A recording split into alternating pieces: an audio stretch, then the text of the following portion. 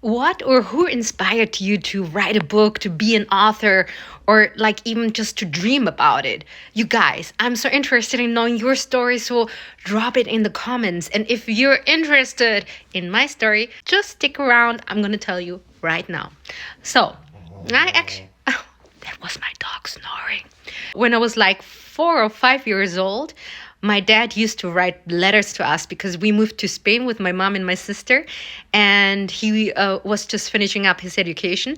So we would get these letters from him, and I didn't know how to read and write back then. And my mom, she would read us those letters, obviously only the parts that we were allowed to read. I don't know how spicy they were. I need to ask her if she can share them one day. But they were beautiful, and it was like magic. I could hear my dad's voice through these letters.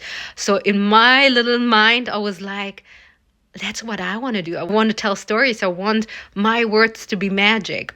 The second person is my grandfather, who was born like in the 1920s, in the late 1920s, and he was a child of war.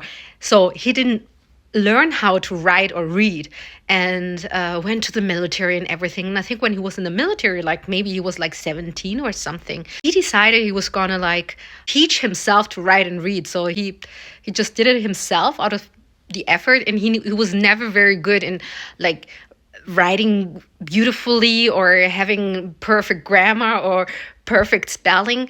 But my grandfather used to write into his diaries every day. Like every night, I would watch him sit down. He would write in his journals, and just, like tell, whatever he would tell. I never actually read them, but whatever he wrote is like the thoughts he had from the day.